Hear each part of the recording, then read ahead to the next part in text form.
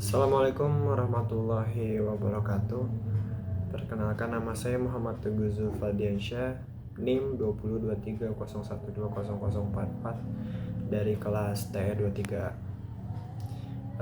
Di sini saya akan menjelaskan tentang osiloskop. Jadi yang pertama itu adalah pengertiannya dulu ya. Osiloskop merupakan alat pengukur elektronik yang berfungsi untuk mengonversi frekuensi dan sinyal listrik menjadi bentuk visual berupa grafik.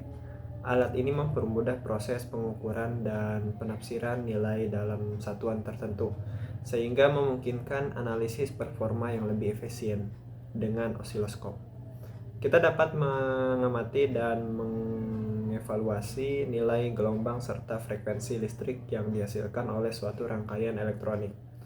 Ada dua jenis osiloskop, yaitu osiloskop analog dan juga osiloskop digital. Nah, di sini ada beberapa fungsi dari osiloskop, yaitu memungkinkan pengukuran frekuensi sinyal yang terisolasi, lalu mampu mengukur tegangan listrik dan melacak perubahan yang terjadi seiring waktu. Lalu dapat membedakan antara arus AC atau arus bolak-balik dan juga arus DC, arus arah dalam suatu perangkat elektronik. Lalu mengizinkan pemeriksaan sinyal dalam rangkaian elektronik dan membantu dalam identifikasi kebisingan atau noise dalam rangkaian elektronik. Memungkinkan perhitungan perubahan fase dalam aliran sinyal input dan juga dapat menyesuaikan amplitude radiasi selama amplitude radiasi berasal dari generator pemancar radio, sumber sinyal, dan juga ada lain-lainnya. Nah, di sini ada gambarnya ya. Nah, jadi bisa dilihat ini adalah contoh osiloskopnya. Dan juga saya akan jelaskan satu persatu tombol-tombol yang ada di dalam osiloskop tersebut.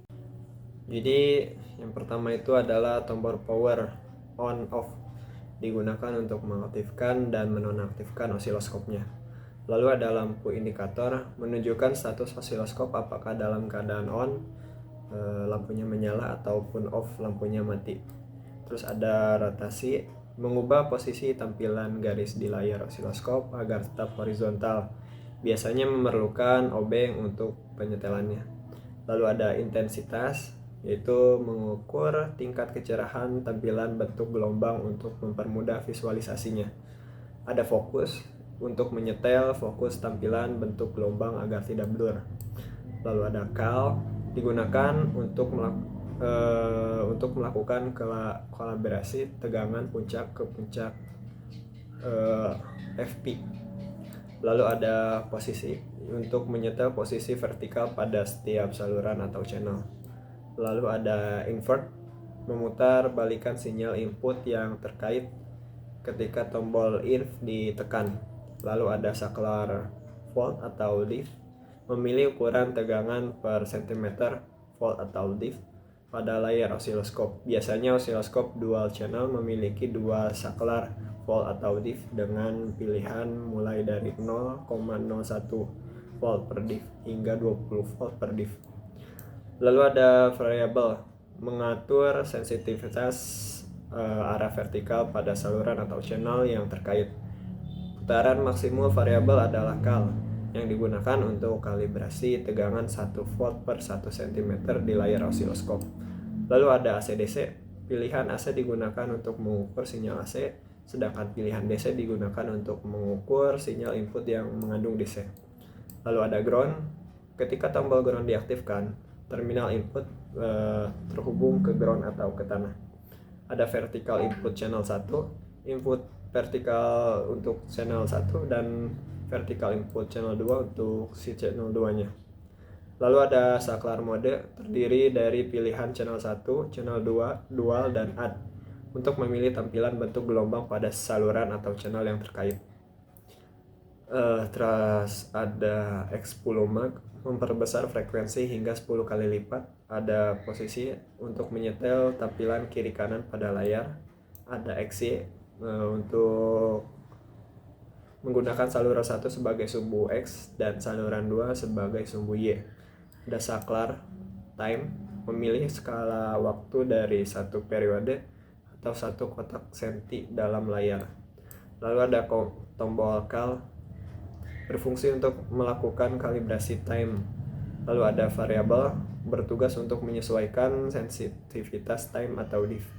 Lalu ada tombol chop dan alt. Chop berfungsi untuk membagi sinyal pada saluran 1 dan saluran 2, sedangkan alt berfungsi untuk menggunakan saluran 1 dan saluran 2 secara alternatif.